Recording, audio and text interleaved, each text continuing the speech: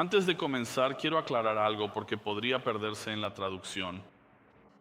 Para los hispanohablantes, no vamos a ir a Canadá para el retiro de hombres.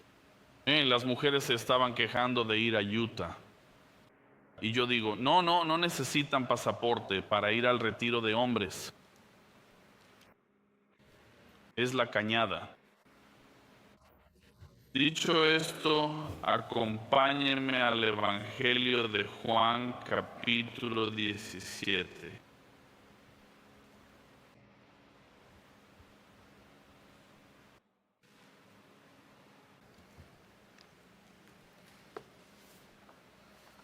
Estamos en la cuarta parte de la serie sobre la oración del Señor. Este será el cuarto sermón y esta mañana estaremos explorando los versículos 17 al 21. Así que con eso leamos el texto. Esta es la palabra de Dios infalible, inerrante e inspirada. Versículo 17. Santifícalos en la verdad, tu palabra es verdad. Así como tú me enviaste al mundo, yo también los he enviado al mundo. Por ellos yo me santifico a mí mismo, para que también ellos sean santificados en la verdad. No ruego solamente por estos, sino también por los que han de creer en mí por la palabra de ellos, para que todos sean uno, como tú, Padre, en mí y yo en ti, que también ellos estén en nosotros, para que el mundo crea que tú me enviaste. Ora conmigo. Padre, al presentarnos ante ti esta mañana, nuestro deseo es adorar, entender lo que es la verdadera adoración y ser santificados por esta verdad. Este es el clamor del corazón de tu iglesia, que te honremos, Señor, y que al hacerlo la verdad penetre profundamente en nuestras almas, que nos perdones por no cumplir con este llamado, pero te damos gracias porque la palabra hace esto. Es más cortante que cualquier espada de dos filos. Penetra profundamente en las tiendas de los corazones. Señor, transfórmanos con tu palabra, te lo pedimos en el nombre de Cristo. Amén.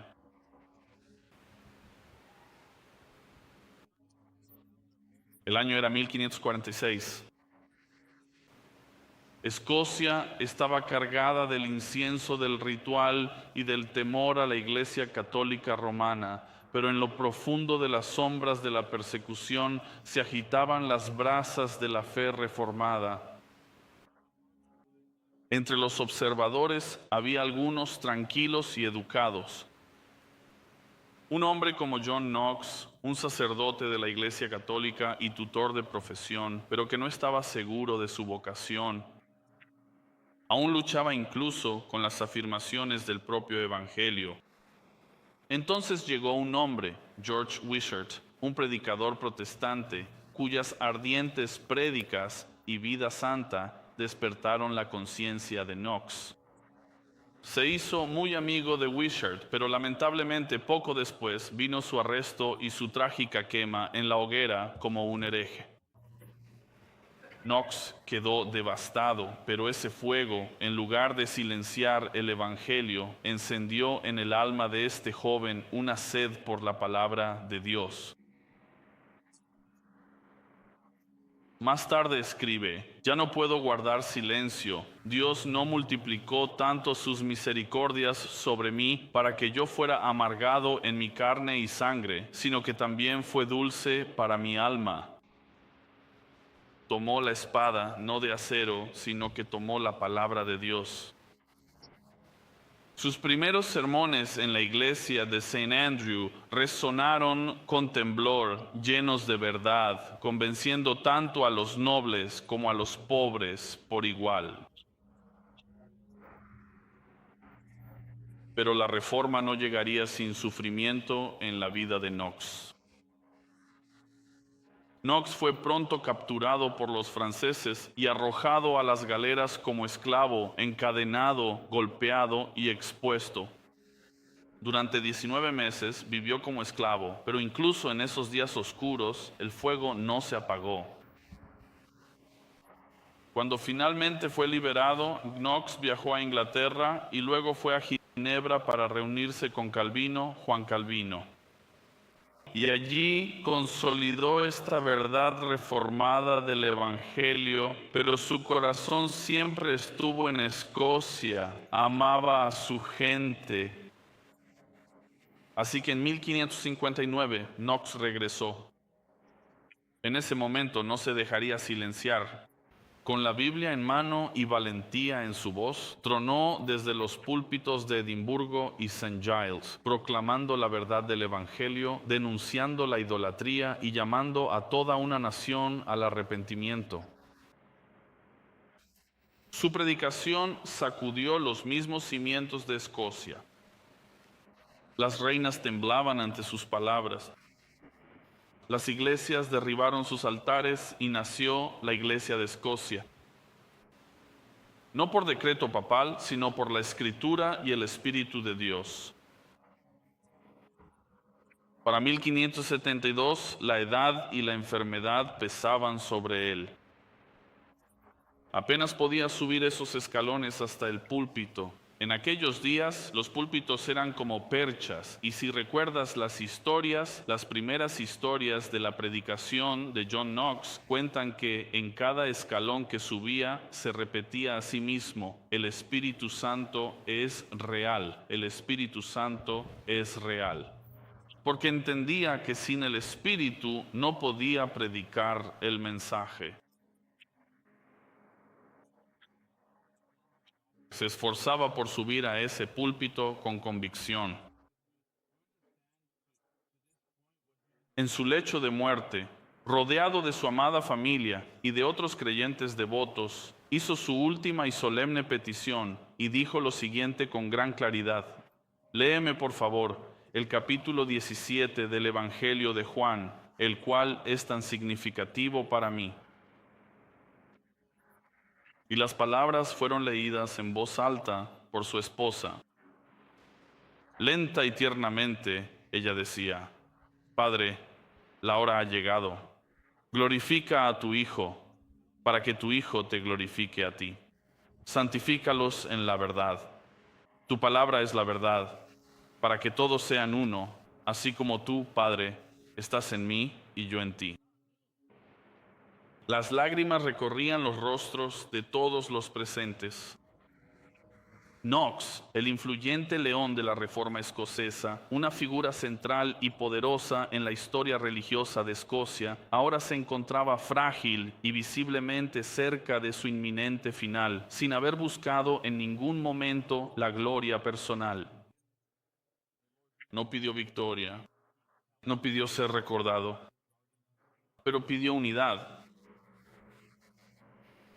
Unidad en la verdad, unidad en Cristo. Susurró suavemente: aquí es precisamente donde lancé mi primer ancla hace mucho tiempo. El 24 de noviembre de 1572, John Knox exhaló su último aliento.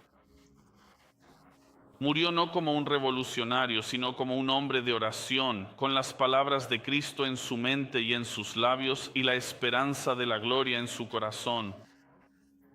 Si recuerdas esta cita de John Knox, esta es una de mis favoritas. Dice: un hombre con Dios siempre es mayoría. Entonces, ¿por qué te cuento esta historia? Además del hecho de que estamos en Juan 17 y estas son las palabras que él quería recordar al pasar a la gloria, yo pienso y contemplo mi vida y considero la vida de la iglesia y digo: me encanta esa historia, me encanta ese testimonio. Y aún dentro del contexto de nuestro pasaje, diría que cambiaría un poco la cita que él dijo. Dice: yo diría, el hombre o la mujer con un Salvador que ora es una potencia. Sin él eres débil. No podrías mantenerte en pie. Así que digo, considera tu vida en Cristo a la luz de esta oración. Vemos esto, ¿verdad? Porque entendemos hasta este punto lo que Él ha dicho. La semana pasada leímos la oración del Señor Jesús en la que nos dice que el Padre nos está guardando, ¿verdad? En el versículo 11, Él dice que incluso Él, ya que ha dado esta oración y se ha entregado a sí mismo, que incluso Él nos está guardando en el versículo 12. Y luego el Señor Jesús introduce las palabras del Padre al recordarnos el versículo 6. ¿Y recuerdas esto? Mira el versículo 6. Dice, al final del versículo 6, dice, ellos han guardado tu palabra. Así que Él nos dice, si avanzamos hasta nuestro pasaje, vemos que somos guardados por las palabras de Dios, las palabras del propio Padre, que son las palabras de Jesús. Recuerda, Jesús está al final de su ministerio terrenal en la tierra, un momento crucial en su misión divina. Está a horas de ser arrestado y crucificado, y sin embargo la obra del Evangelio está en su mismo génesis aquí. No termina en la cruz, es simplemente el comienzo. La cruz será lo que encienda a estos hombres y encienda a la iglesia. Y dado que esta es una oración de nuestro gran y excelso sumo sacerdote, y verdaderamente lo es, nosotros teniendo el papel de Am Armin, un papel de suma importancia y responsabilidad en este contexto sagrado. Quiero decir, él teniendo el papel de este representante sacerdotal, así como también lleva estos dos títulos, representante sacerdotal y también el sacrificio sin mancha.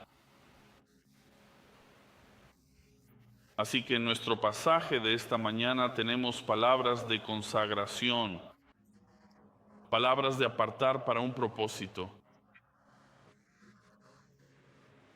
Así que tengo 3 puntos esta mañana, es sencillo. El número 1 es la obra consagrada, el Salvador consagrado y la unidad consagrada. Echemos un vistazo a nuestro pasaje una vez más. Miren el versículo 17. Hemos leído este versículo, ¿verdad? Y podríamos empezar a hablar sobre la inerrancia de la palabra de Dios y la infalibilidad, la suficiencia de las Escrituras. Y sí, podríamos decir que de esto está hablando. Santifícalos en la verdad, tu palabra es verdad. Podríamos decir esto. Podríamos profundizar en esta doctrina, pero creo que si hacemos una pausa y la razón por la que entienden, la razón por la que uso la palabra consagrado es simplemente otra palabra para santificar. Pero Jesús dice esto, dice, santifícalos en la verdad, tu palabra es verdad. En un mundo, escuchen, en un mundo que se burla de la verdad, que la ridiculiza, que se burla de la idea de que la humanidad pueda saber algo con certeza. Y yo haría una pausa y diría que tal vez estoy un poco de acuerdo en que no se puede saber con certeza. El mundo mismo no sabe distinguir entre el bien y el mal, ni siquiera sabe lo que es una mujer. Y pensamos para nosotros mismos como, bueno, ¿esto es algo nuevo? No, no es nuevo. Romanos 1 dice que no es nuevo, la futilidad de sus mentes.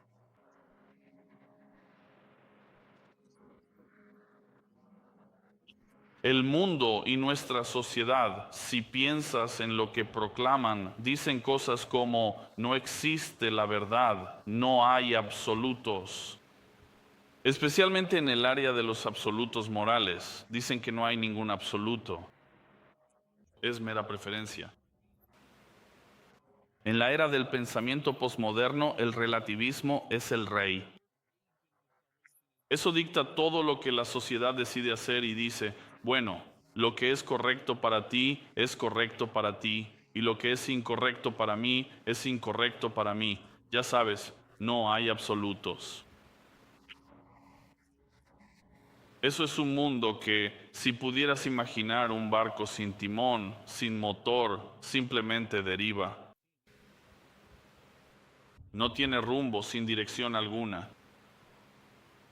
Así que cuando declaramos como creyentes lo que el Señor Jesús declara, y Él dice, el pecado está mal, el asesinato está mal, el aborto es asesinato, el robo está mal, mentir está mal, la perversión sexual es pecado. Hacemos estas declaraciones absolutas y ellos dicen, no, eso es solo una preferencia.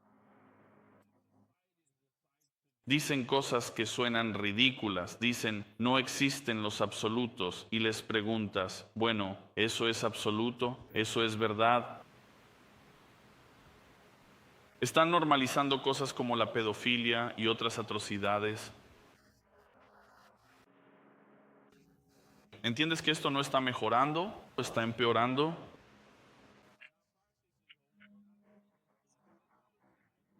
Pero Cristo vino para exponer el mal, ¿no es así? Él vino a revelar la verdad, a arrojar luz sobre el mal y hacer la solución a la profunda pena de ese mal, que es la muerte eterna y su inevitable consecuencia. No tenemos que ir muy lejos porque podemos ver esto y vemos lo que él mismo dice en Juan 14:6. Dice, yo soy el camino, la verdad y la vida. Nadie viene al Padre sino por mí. Declaraciones absolutas. No es como si pudiéramos afirmar o el mundo pudiera afirmar que no ha llegado a comprender el Evangelio cuando dicen cosas como, bueno, yo creo que Jesús es solo un ser moral, un maestro moral, y es un buen ejemplo a seguir. ¿En serio? Él hace afirmaciones como decir, no puedes llegar al cielo sin mí. Esto es en verdad completamente cierto. No puedes tener vida eterna fuera de Él. Este es el primer paso dentro, creo yo, del Evangelio para hacer santo a alguien. Escuchen esto, porque esto es lo que Él está diciendo. Él lo dice en nuestro pasaje, santifícalos en la verdad, tu palabra es verdad. ¿Qué está diciendo Jesús acerca de la iglesia? Deja de lado al mundo que no entiende los absolutos morales, que no entiende la ley de Dios, que no entiende la necesidad de un Salvador. Y Él decimos esto, deja eso de lado. Y Él dice de ti y de mí, que estamos aquí como creyentes, santifícalos en la verdad, tu palabra es verdad. El Evangelio hace esta cosa asombrosa. Lo que realmente hace es, en primer lugar, apartarte completamente de todo lo demás. Esto es lo que significa ser consagrado, lo que significa ser santificado. Al principio, el primer factor decisivo de la salvación es Dios. Entendemos eso, ¿verdad? El primer agente de la salvación es Dios, no eres tú. Él dice que en ese momento lo que hace es consagrarte para sí mismo, te aparta y te hace santo de manera declarativa. No eres santo en la práctica, no eres sin pecado, pero Él te aparta para sí mismo. Esto se llama la justificación por la fe. Esto es Él haciendo una declaración sobre tu vida que dice, esto es verdad acerca de ti, ya no permaneces en tu pecado. Vemos esto en el capítulo 15. Lo vemos en forma de semilla cuando les dice a sus propios discípulos en el capítulo 15, versículo 3. Mira lo que dice, ya ustedes están limpios por la palabra que les he hablado. Limpio. La misma idea. Y la palabra limpio aquí significa sin culpa. Él dice que este evangelio en su forma de semilla antes de morir os ha hecho inocentes. ¿Eres prácticamente inocente? No, no. Pero en nuestro versículo, específicamente en el versículo 17, Jesús no está hablando principalmente de la salvación eterna. Él no está haciendo eso en este momento. Porque ¿quién es su audiencia principal en este pasaje? ¿Con quién está hablando? Sus discípulos. Él no está hablando con el mundo, eso lo dejó claro desde el principio. Él lo dice, no estoy rezando por el mundo. No. Él está orando por sus discípulos, así que esta santificación en la verdad, su palabra es verdad, es principalmente este trabajo continuo de separación de qué? Del mundo, de la carne y de las obras del diablo. Él pide, porque ves esto en el versículo 15, donde dice, guárdalos del maligno. Habla de no orar por el mundo, así que obviamente no somos parte de eso. No somos parte de la protección que nos guarda del maligno. No somos parte del mundo porque Él no está orando por el mundo.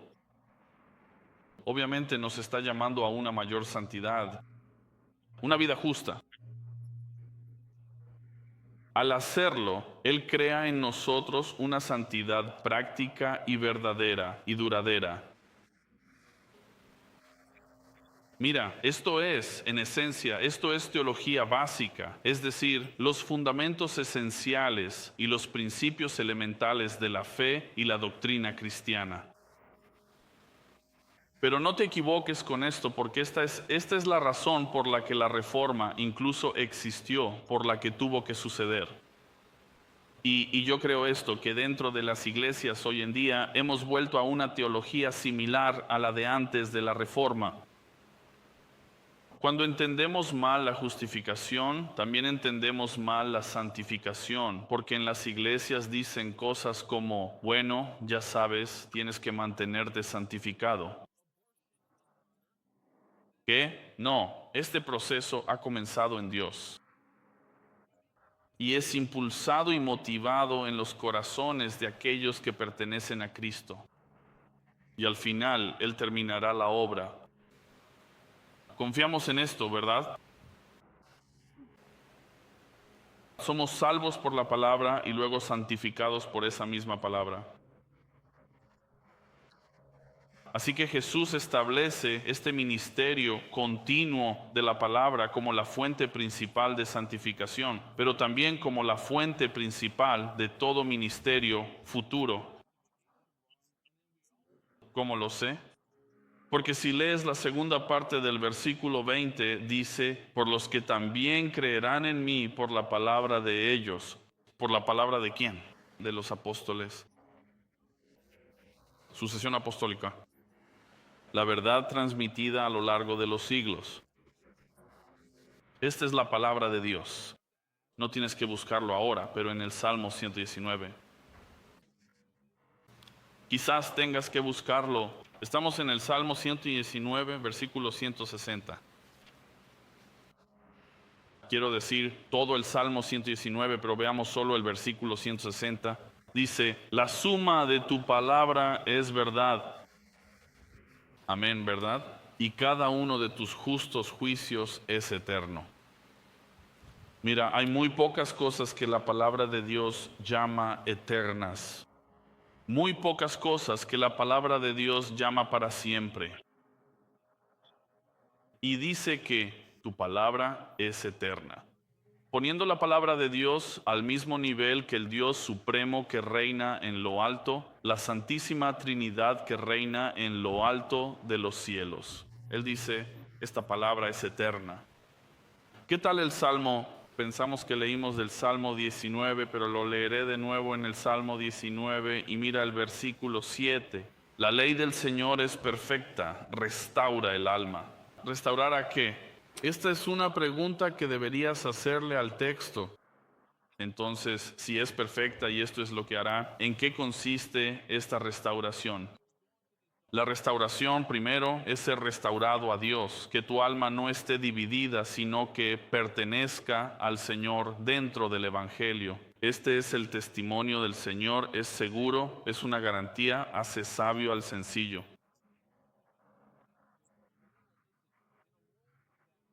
Regresa a Juan 17. Jesús está proclamando que lo que ha sido absolutamente verdadero desde el principio, la palabra de Dios, el fundamento sólido. Vemos esto más adelante, ya que es la sucesión apostólica la que continúa predicando esta palabra. Vemos esto en los escritos de Pablo. En 1 Tesalonicenses 4:3 dice, porque esta es la voluntad de Dios. ¿Alguna vez te has hecho esa pregunta? cuál es la voluntad de Dios para mi vida?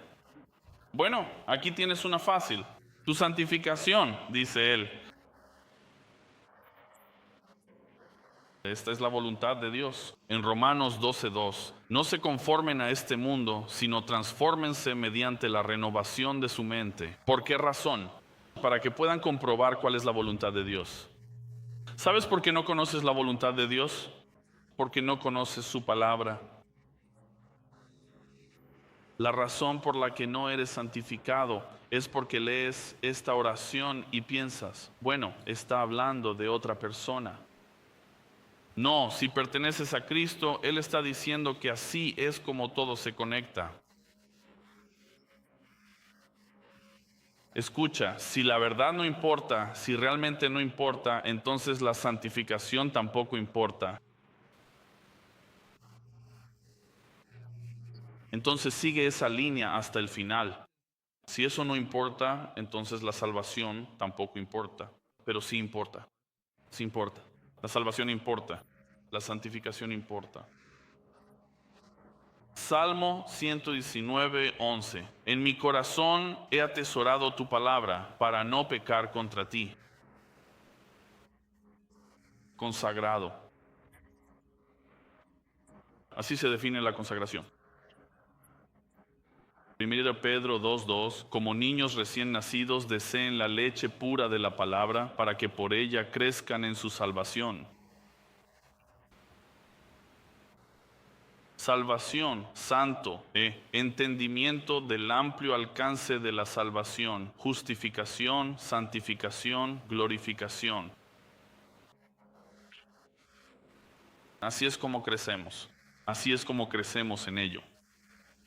Ya se nos ha dado, no hay nada que tengas que pedir, no necesitas una revelación especial, no necesitas hablar en lenguas extrañas en tu casa, no necesitas hacer nada de eso. Solo necesitas abrir la palabra de Dios, escucharla y tomarla en serio. Él nos dice, 2 Corintios 3:18 dice esto, dice, pero todos nosotros con el rostro descubierto contemplamos como en un espejo la gloria del Señor. ¿Cómo hacemos esto? Bueno, dice, somos transformados en la misma imagen de gloria en gloria. Eso es la santificación. Así como por el Señor, el Espíritu.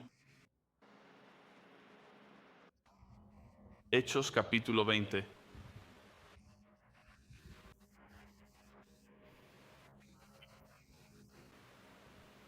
Hechos 20, mira el versículo 32.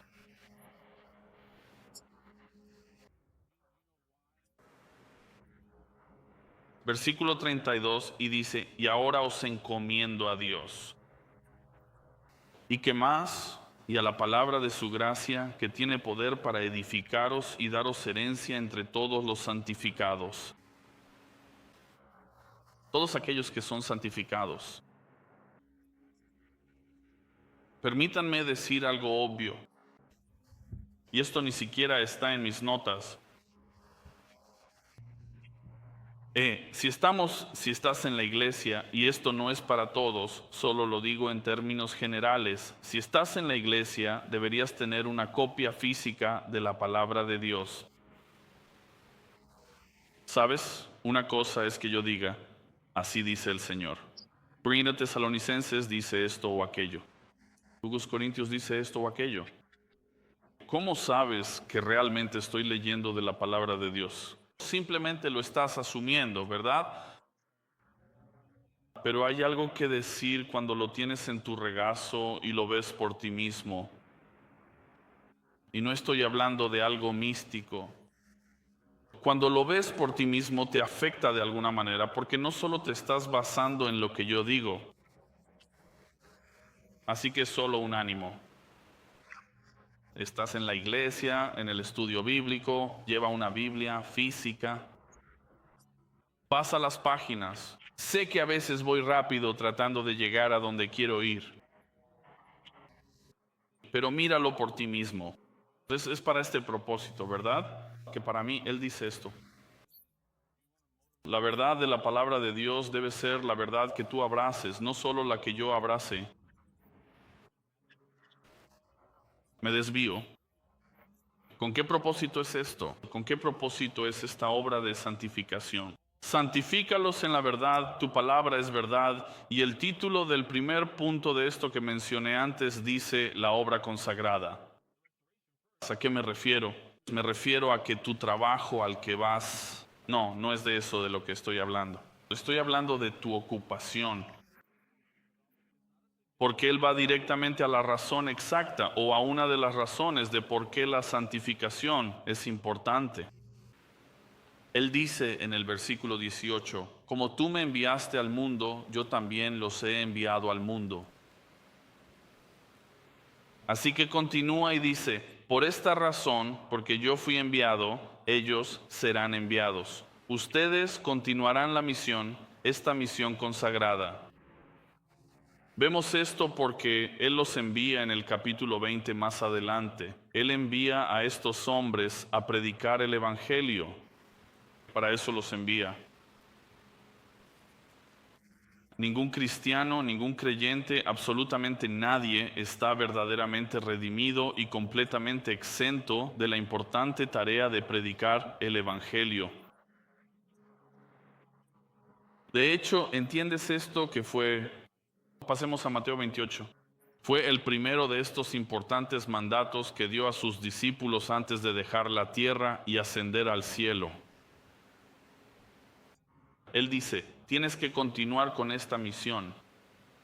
El ministerio de Cristo, como dije antes, estaba en su génesis, no estaba en su final. Mateo 28, ya lo sabes, la gran comisión, versículo 18. Y Jesús se acercó y les habló diciendo, toda autoridad me ha sido dada en el cielo y en la tierra. ¿Sabes por qué? Escucha, ¿quieres un factor motivador de por qué evangelizamos? Porque toda autoridad le ha sido dada a tu Salvador. ¿Y sabes lo que eso significa? Éxito garantizado en la evangelización. Él llamará a sus ovejas. Pero Él dice en el versículo 19, vayan. Quiero hacerte esta pregunta. ¿Crees que eso es una sugerencia? ¿Sabes? Cuando tengas algo de tiempo libre, cuando no estés cansado, después de que tomes una siesta, ¿sabes? Quizá después de que leas toda la Biblia, quizá después de que hayas orado mucho tiempo, eventualmente cuando tengas tiempo, hazme un favor. ¿Podrías ir entonces? ¿Podrías hacer eso por mí? Eso no es lo que Él dice. ¿Es Él el Señor? Sí. Así que Él se dirige a ti y te dice, vayan pues y hagan discípulos de todas las naciones. No es una sugerencia. Bautizándolos en el nombre del Padre, del Hijo y del Espíritu Santo. Y no termina ahí, ¿verdad? Porque sabes que eso a mí me molesta mucho. Algunos de estos ministerios para eclesiásticos, como los llaman, ¿verdad? Ministerios para eclesiásticos. Ellos van y ellos quieren predicar y creen que eso es hacer discípulos. No. Verso 20. Enseñándoles a guardar todo lo que os he mandado. Eso es santificación. ¿Entiendes eso?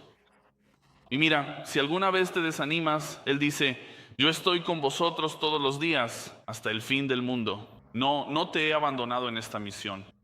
Estoy ahí. De hecho, si yo no estuviera ahí, no podrías hacer esto. Predica el Evangelio. Regresa a Juan 17. Mire Juan 17 en el versículo 15.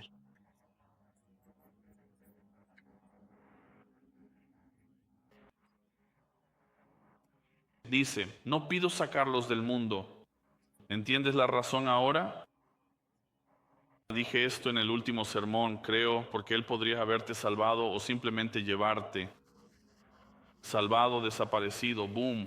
Te has ido y estás en la presencia de Dios. Genial. Pero no. Él dice, no os pido que los saquéis del mundo. Hay muy pocas cosas por las que Él dice, no pido. Pero fíjate, esta es una de ellas. La otra por la que dice, no pido, está en el versículo 20. No ruego solamente por estos. Así que está esto de no pido. El no pido es como decir, no puedes ser quitado del mundo porque todavía hay trabajo por hacer. Hay trabajo consagrado por hacer. ¿Y qué hay del resto de lo que está diciendo? Porque no termina ahí. Él habla de nuestro testimonio más adelante y ya llegaré a eso, pero habla de nuestro testimonio, una vida transformada junto con el mensaje mismo. La vida transformada no debe contradecir el mensaje y viceversa, ¿verdad? El mensaje nunca va a contradecir la vida, pero la vida sí puede contradecir el mensaje. ¿Entiendes eso? A través de nuestro testimonio, el mundo es expuesto al Evangelio y muchos comenzando aquí llegarían a la fe salvadora. E incluso diría esto, tal vez seas tú esta mañana. Esta misión no ha terminado. Un segundo punto, el Salvador consagrado. ¿A qué me refiero con eso? Escucha las palabras de Cristo en el versículo 19.